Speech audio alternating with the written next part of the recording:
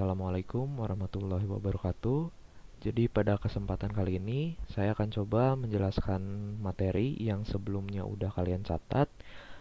Mungkin beberapa aja yang perlu dipraktekin supaya kalian bisa ngelihat secara langsung cara menggunakannya di komputer itu seperti apa, langkah-langkahnya gimana. Kemudian di sini juga kita akan mulai praktek mengenai gimana sih caranya untuk bikin database dari awal sampai kita bisa nyimpen data-data ke dalamnya. Nah, itu akan kita bahas di video pembelajaran kali ini. Nah, berikutnya, supaya kita ada tema dulu, jadi kita akan bikin database dengan tema sekolah. Nah, ini rancangannya kurang lebih bisa kalian lihat. Nanti di dalam database sekolah ini tentu ya, kan temanya sendiri tentang sekolah. Berarti kita akan nyimpan data-data tentang sekolah. Di sini kita akan bikin 3 tabel untuk nyimpan data-data yang ada di database sekolah. Ada tabel siswa, ada tabel guru, dan yang terakhir ada tabel mata pelajaran. Nah, kemudian di dalam tabelnya bisa kalian lihat misalnya di tabel siswa ini totalnya ada 5 kolom atau 5 field. NIS, nama, kelas, tanggal lahir, dan alamat. Berarti nanti pas kita ngisi datanya, kita harus ngisi NIS-nya berapa, namanya siapa, kelas apa, tanggal lahirnya kapan, dan alamatnya di mana. Dan juga untuk tabel-tabel yang lain bisa kalian lihat sendiri. Nah, nanti kita akan bikin full, mulai dari kita bikin database-nya, kemudian bikin tabelnya, sampai terakhir kita akan belajar juga gimana sih caranya untuk nyimpen datanya ke dalam database-nya, dan juga cara ngegunain aplikasinya kayak gimana ya. Jadi kurang lebih ini yang akan kita buat. Sementara untuk data-datanya kayak gini ya. Misalnya di tabel guru kita isi 5 data kayak gini. Sorry, 5 record maksudnya. Jadi ada 5 record kayak gini, 5 baris data.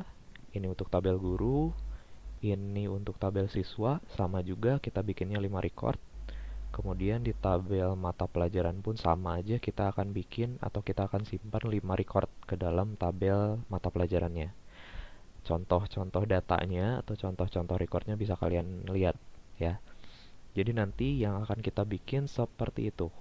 Nah, sekarang untuk memulai prakteknya, jadi kita harus aktifin dulu database DBMS MySQL-nya ya.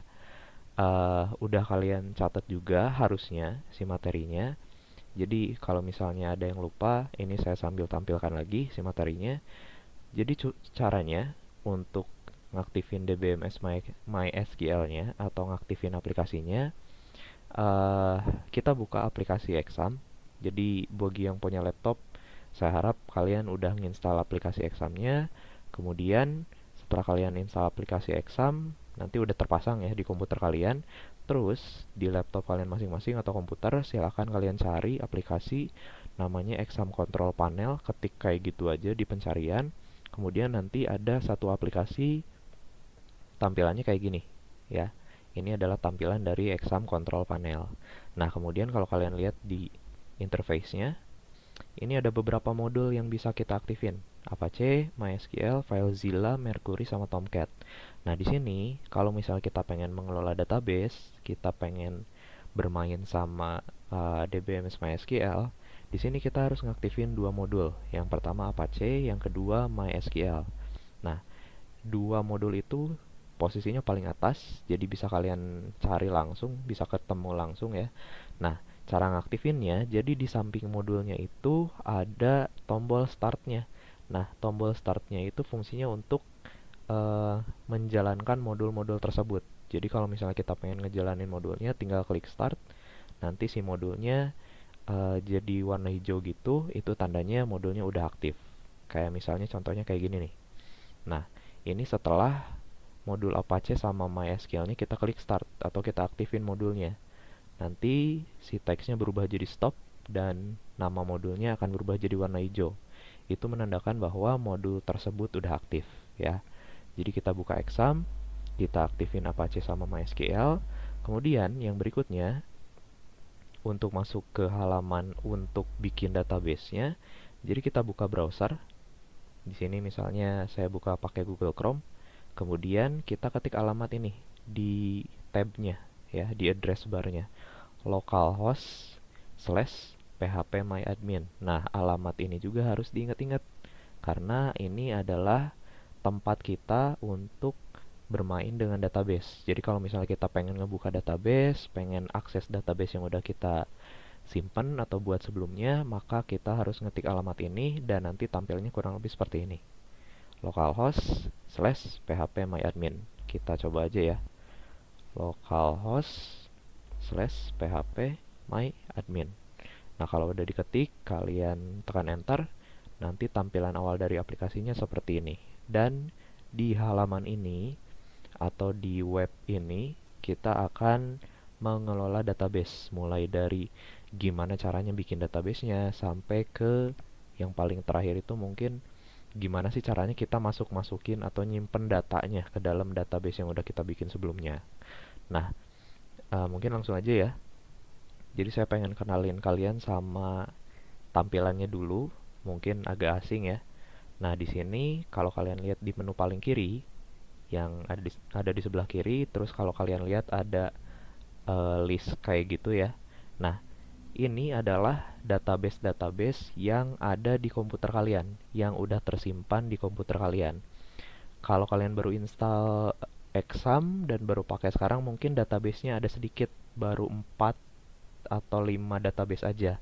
Nah, di sini ini adalah tempat untuk menampilkan database yang ada dan yang udah tersimpan di dalam komputer kita.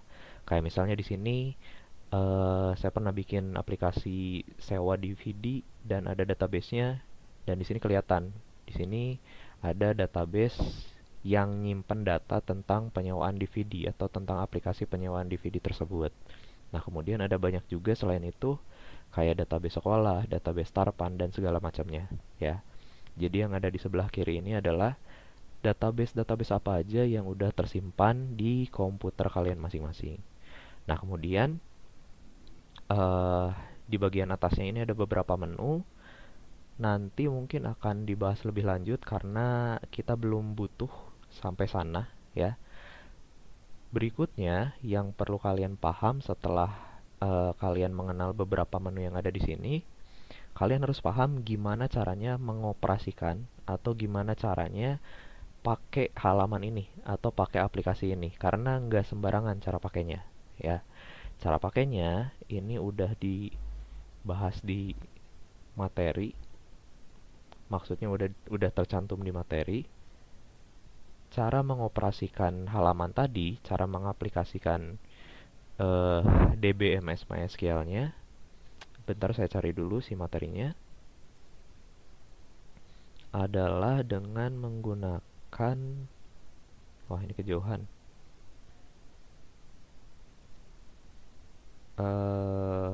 Mana ya? Pertama kalau nggak salah.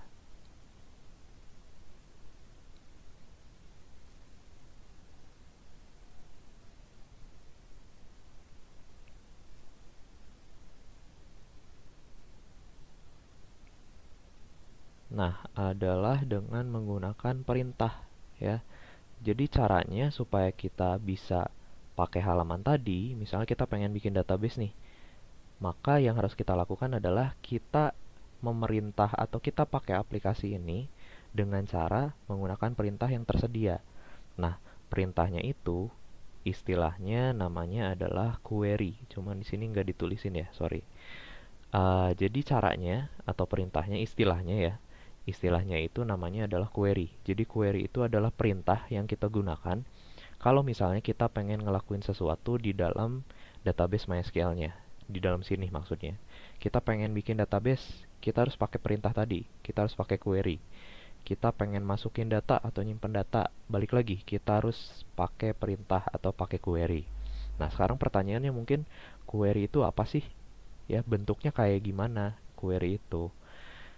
Sebelum kita ke sana, sebelum kita ngelihat contoh perintah yang harus kita buat itu seperti apa, jadi query itu atau perintah ya di sini, biar kalian nggak salah paham atau salah istilah. Bentar, nah perintah.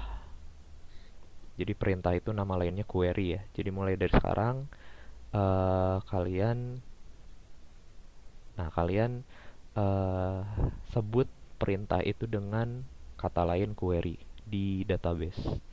Jadi query itu ada tiga macam, ada tiga pembagian atau tiga penggolongan. Yang pertama ada yang jenisnya DDL, yang kedua ada yang jenisnya DML, yang ketiga ada yang jenisnya DCL. Nah, sebenarnya yang paling penting harus kalian pahamin itu DDL sama DML. Kalau DCL ini kurang kurang kurang kepake lah kalau sama kalian kalau tingkatan siswa. Jadi di sini yang harus kalian pahami ada dua, DDL sama DML. Nah, dari dua jenis ini, dari dua jenis penggolongan query ini, di dalamnya ada query-query yang masuk ke dalam penggolongan tersebut. Nah, kalau misalnya DDL, ini nanti ada query yang namanya create. Ini dari bahasa Inggris semua ya, jadi harusnya ketebak nanti fungsinya buat apa. Ada query namanya create. Create seperti yang kalian tahu buat untuk membuat sesuatu gitu ya. Nah, nanti query ini kita pakai dan ini masuknya ke dalam jenis DDL. Terus selain create ada alter, rename, rename berarti buat ngeganti nama, drop, dan show. Show yang paling gampang ya, show itu artinya tampilkan. Berarti ini fungsinya ada kaitannya untuk menampilkan sesuatu. Terus kalau DML yang masuk query yang masuk penggolongan DML ini ada 4. Yang pertama select, yang kedua insert, yang ketiga update, yang keempat delete. Kalau delete ketebak banget ya. Fungsinya adalah untuk menghapus sesuatu nih, tapi kita nggak tahu nanti fungsinya menghapus apa. Jadi seperti itu. Nah, sekarang mungkin uh, saya jelasin query-nya itu kayak gimana, prosesnya seperti apa ya. Jadi, query itu bentuknya seperti ini. Nah, kalau kalian belajar bahasa pemrograman di kelas 10, harusnya kalian familiar. Jadi query itu bentuknya seperti ini. Kayak apa ya? Kode ini.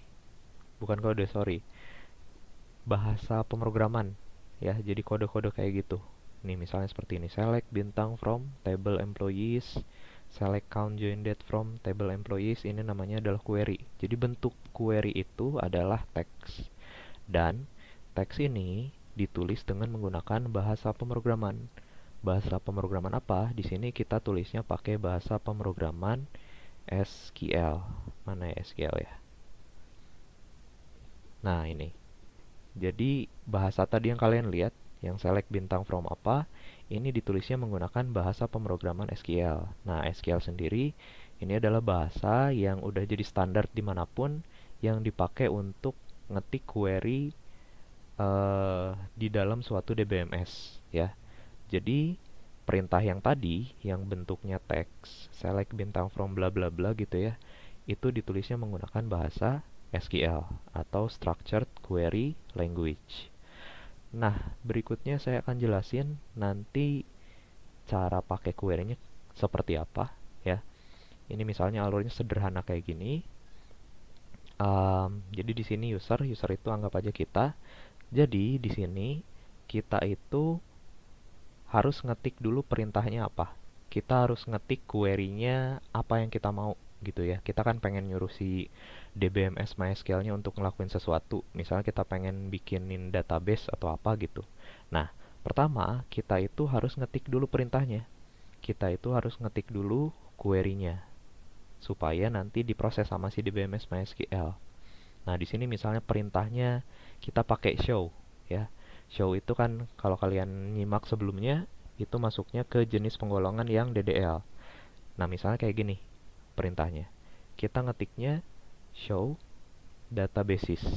Kalau bahasa Inggris kalian nggak remet, kalian pasti tahu artinya apa ya. Show artinya tampilkan, databases ada kata S, ada huruf S di belakangnya. Itu artinya database-nya banyak. Jadi kalau misalnya kita artikan dari penulisan perintahnya, di sini kita pengen menampilkan semua database yang ada di komputer kita, ya. Jadi sebenarnya fungsinya itu si perintah show ini atau query show ini. Jadi pas kita tulis query ini atau perintah ini show databases, kita pengen menampilkan semua database yang ada di dalam komputer kita. Kita pengen ngeliat nih database apa aja sih yang udah ada di dalam komputer kita. Kayak gini nih misalnya. Tapi kita pengen ngelakuinnya pakai query, pakai perintah. Nah, setelah kita ketik seperti ini, kita ketik sesuai aturan-aturan yang ada di perintahnya, kayak kosakatanya dan segala macamnya. Nanti kita kirim query ini atau perintah ini ke MySQL, kemudian sama si MySQL-nya diproses. Maksudnya diproses sebenarnya cuman diterjemahin aja. Jadi dari perintah ini, show databases ya, sama si MySQL-nya diterjemahin nih. Kira-kira apa sih yang disuruh sama orangnya? Kemudian kalau misalnya benar, nanti diproses kemudian ada hasilnya. Nah, eh, diproses. Nah, kemudian ada dua kemungkinan di sini. Kalau misalnya berhasil, berhasil dulu deh ya. Kalau misalnya berhasil nih, perintah yang kita tulis, misalnya kata berhasil ini, kita nulis perintahnya itu kata kuncinya benar sesuai kosakata yang digunakan, terus format atau strukturnya juga benar ya. Kalau misalnya berhasil, DBMS ini akan ngeproses, kemudian dia akan menampilkan hasilnya. Contoh, tadi itu kan show databases buat menampilkan semua database yang ada di dalam komputer kita. Nah, nanti kalau berhasil, hasilnya kayak gini. Ini perintahnya, dan di bawah itu hasilnya. Akan tampil semua database yang ada di dalam komputer kita. Jadi di sini kelihatan si hasilnya itu ditampilkan sama si MySQL-nya. Itu kalau misalnya berhasil, dalam artian kita ngetik query-nya bener sesuai format sama struktur yang ada ya. Terus gimana kalau misalnya gagal? Gagal dalam artian kita pada saat nulis query-nya ada ketidaksesuaian atau ketidakcocokan sama formatnya. Misalnya kita nulis kata kuncinya itu salah. Bukannya databases, tapi rusuh ting misalnya data size gitu ya misalnya. Kan ini dari bahasanya aja ini bukan bahasa Inggris yang benar. Maka kemungkinan besar pas diproses sama MySQL-nya kan salah ya nanti. Nanti kan gagal gitu ujung-ujungnya. Nah, kalau misalnya ada kesalahan dan jatuhnya gagal, nanti yang muncul adalah error SQL query seperti ini. Nah, error SQL query ini menandakan bahwa perintah yang kita tulis itu salah dan hasilnya nggak akan kelihatan karena di sini kita nulis perintahnya salah. Jadi kita harus nulis perintahnya dalam format dan dalam bahasa yang benar sesuai aturannya masing-masing. Kayak ini misalnya show data size. Ini kelihatan si penulisan perintahnya salah, penulisan query-nya salah. Dan di sini nanti biasanya ada petunjuknya. Salahnya itu di mana, di baris berapa, dan apa aja yang harus kita benerin di penulisan query-nya. Tapi di sini dikasih taunya dalam bahasa Inggris. Jadi kalau misalnya anak RPL, setidaknya kalian harus bisa bahasa Inggris pasif. Setidaknya kalian bisa baca dan ngerti apa yang ada di layar dalam bahasa Inggris ya. Jadi seperti itu.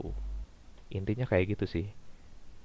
Jadi kita ngetik dulu perintahnya sesuai apa namanya? Format sama penulisan dari perintahnya masing-masing atau dari query-nya masing-masing. Kemudian kalau kita udah dapat perintahnya, si query-nya kita kirim ke DBMS, MySQL, terus diproses. Kalau berhasil, hasilnya akan ditampilkan. Kalau gagal, nanti ada petunjuk error kayak gini ya. Jadi itu adalah gimana caranya atau alurnya, gimana caranya si perintahnya diproses atau gimana cara kita mengoperasikan database MySQL-nya.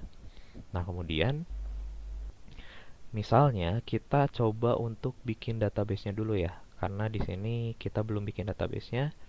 Karena di sini udah ada database yang namanya sekolah, misalnya kita ganti namanya jadi yang lain untuk database barunya.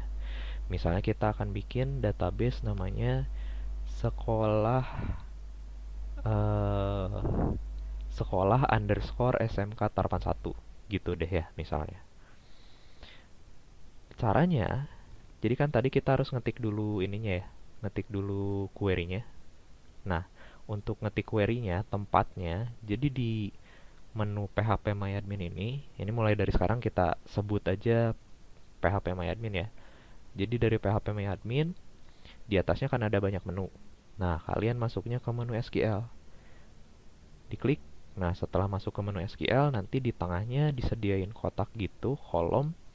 Ini adalah tempat kita untuk nulis query-nya, untuk nulis perintahnya yang tadi. Dan karena kita pengen bikin database, jadi perintahnya kayak gini. Create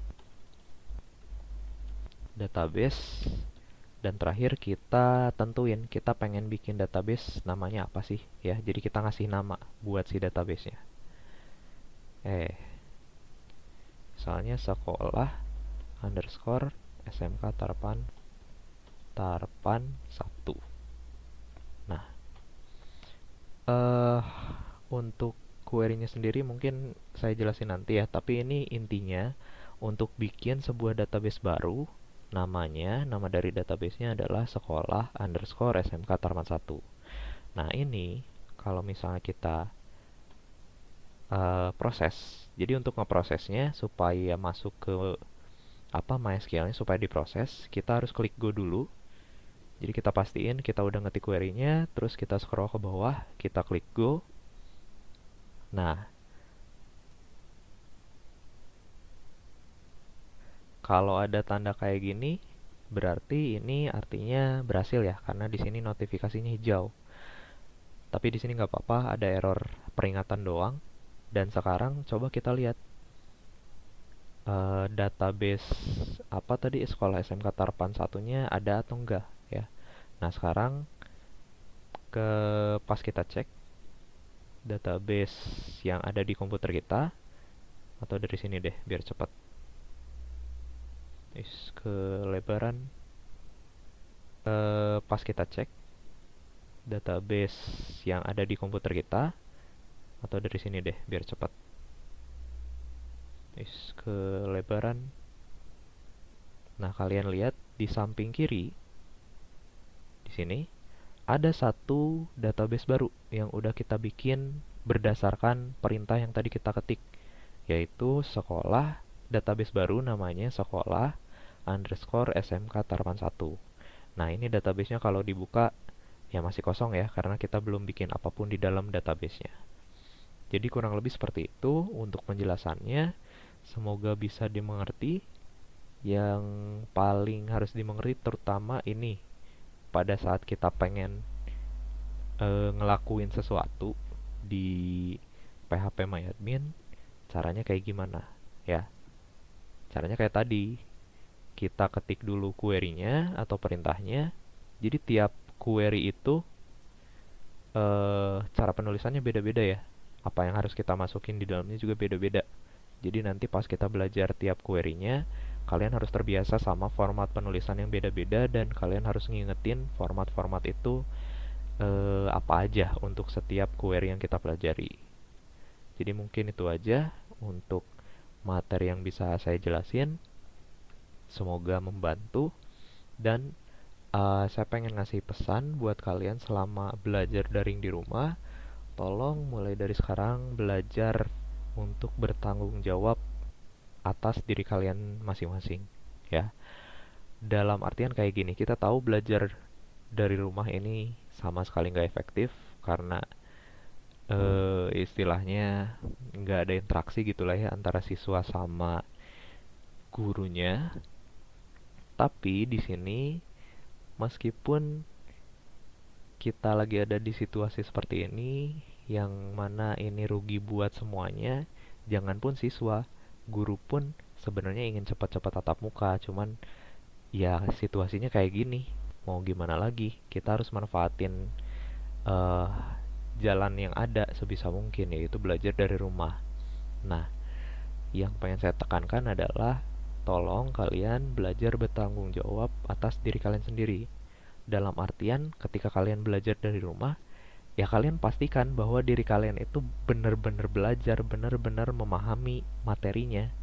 Meskipun misalnya kalian, aduh ini susah materinya, seenggaknya kalian berusaha. Berusaha dalam artian kalian tanya gurunya, atau misalnya tanya teman-temannya, diskusi sama teman-temannya, atau kayak gimana gitu. Jangan sampai kalian di rumah itu arti kata belajar cuman ngechecklist materi doang sama ngirimin foto buat absen. Kemudian berikutnya kalian rebahan, tidur atau apa. Itu sama sekali nggak bertanggung jawab, ya. Dimana esensi belajarnya? Kalau misalnya kalian baca materi cuma sekilas, pengennya di checklist doang biar bisa absen, habis itu ngumpulin foto buat absen, udah gitu doang.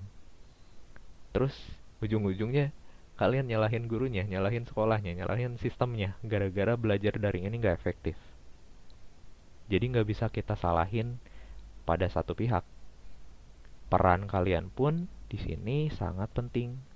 Jadi kalian sebenarnya yang apa namanya yang berperan penting untuk mastiin kalian itu belajar atau enggak sih di rumah, ya. Jadi seperti itu.